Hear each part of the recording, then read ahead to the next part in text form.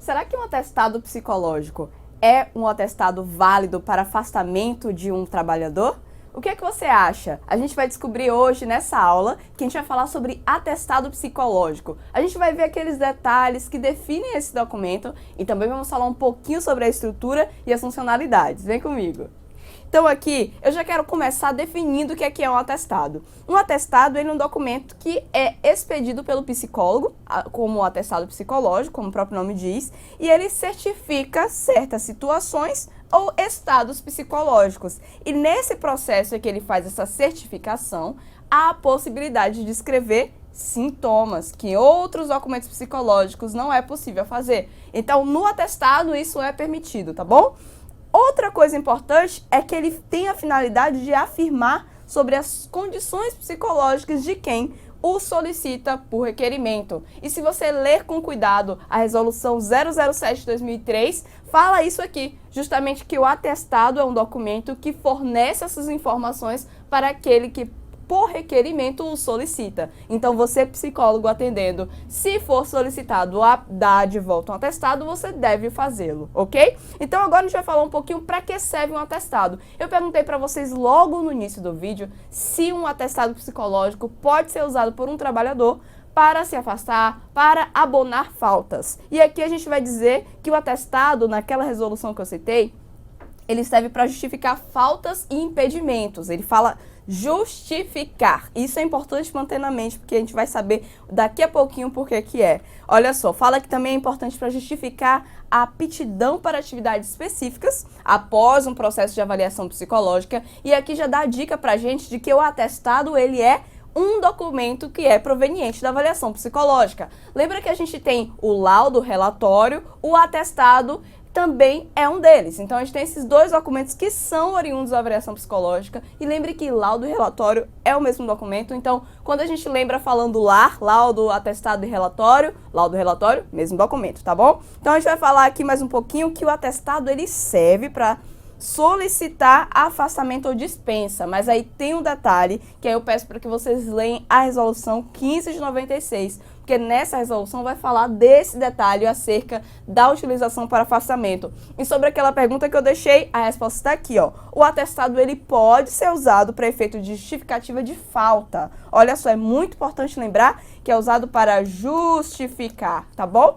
Ele não necessariamente pode ser usado para dispensa e afastamento de trabalhadores, porque a legislação que é atual prevê que só atestados médicos e odontológicos servem para essa finalidade. O que é um pouco há um pouco de contradição quando a gente lê aquela resolução que eu falei para vocês, que é a 15 de 96, porque ela fala para afastamentos de até 15 dias, o psicólogo pode oferecer um atestado. Para afastamentos maiores, o trabalhador deve ir até o departamento público, que é responsável por isso, né? Então, quando a gente vê na lei que a gente só pode usar atestados médicos ou odontológicos, isso acaba sendo um pouco diferente, né? Paradoxal. Por isso que existe tanto uma grande discussão acerca disso, se o atestado psicológico ele é válido ou não. O atestado psicológico ele é reconhecido pelo CFP enquanto um documento válido, mas não é obrigatório que as instituições o acolham, porque a lei abre esse precedente que só atestado médico e odontológico. Então, muito cuidado, isso pode ser uma questão de concurso que pode cair para você e não caia na pegadinha. No momento, o atestado psicológico, ele é reconhecido como um documento válido, mas não é previsto na legislação como um documento que pode ser usado para afastamento de trabalhadores, de acordo com a legislação atual, tá bom? Então agora a gente vai ver um pouquinho sobre a estrutura desse documento que a gente está falando. O atestado ele é um documento bem curto, por assim dizer, né? Ele traz algumas descrições, mas ele foca nas informações que foram solicitadas, citando diretamente o fato constatado.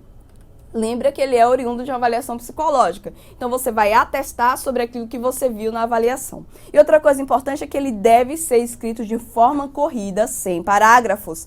E se for necessário usar algum parágrafo, o psicólogo ele deve preencher esses parágrafos com traços. Por quê? Para evitar que exista qualquer tipo de modificação do que está descrito ali. Lembrando que ele é um documento importante porque ele pode abonar faltas naquele caso que a gente falou lá atrás. Então, agora a gente tem que falar falar um pouquinho sobre algumas formalidades que o atestado tem que ter. É um documento super simples, mas tem algumas coisas que deve constar e isso está lá na resolução. A primeira deles é que ele deve ser emitido em papel timbrado ou ser carimbado. Nesse carimbo deve constar o nome do psicólogo e o número da inscrição e ele deve ser assinado, tá bom?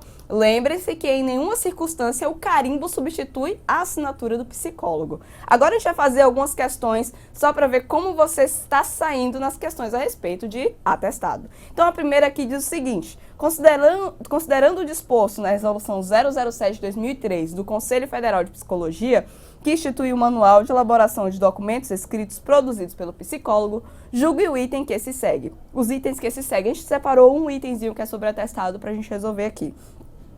No atestado psicológico, não devem ser registrados os sintomas ou os estados psicológicos da pessoa atendida, a fim de se resguardar a integridade desta. E eu quero que você pense um pouquinho sobre isso aqui. Imagine que você tem um atestado e o psicólogo escreve para você: declaro ou atesto que tal pessoa não pode comparecer porque não está se sentindo bem, não posso falar a razão por quê para resguardar a sua privacidade. Isso não faz sentido e provavelmente vai ser um documento muito sem uma descrição mais clara que possa de fato justificar aquela falta, né? Que é uma das finalidades do atestado. Então aqui está errado. Eu falei para vocês que o atestado é um documento que pode falar sobre condições e estados psicológicos e também pode citar os sintomas, tá bom? O que é facultativo ao atestado é o uso de classificações, como o CID, o DSM. Isso é facultativo ao atestado, tá bom? A gente vai fazer essa outra questão aqui,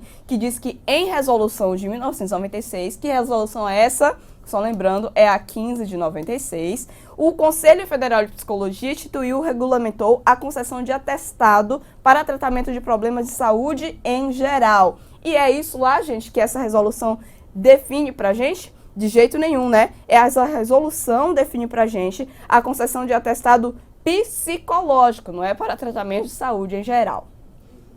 Gente, espero que tenha sido super tranquilo para vocês resolverem essas questões. Não são questões difíceis, mas se você não dominar os detalhes acerca desse documento, você pode errar. Lembre-se sempre que o atestado tem essa característica de ser um documento curto, mas que tem algumas formalidades a se cumprirem. Lembre que é um documento psicológico e que não necessariamente pode ser aceito para abonar faltas e para justificar o afastamento de um funcionário. Então fiquem de olho nas pegadinhas, porque essa questão agora que eu falei pra vocês não podem errar, tá bom? Eu espero vocês na próxima aula. Tchauzinho!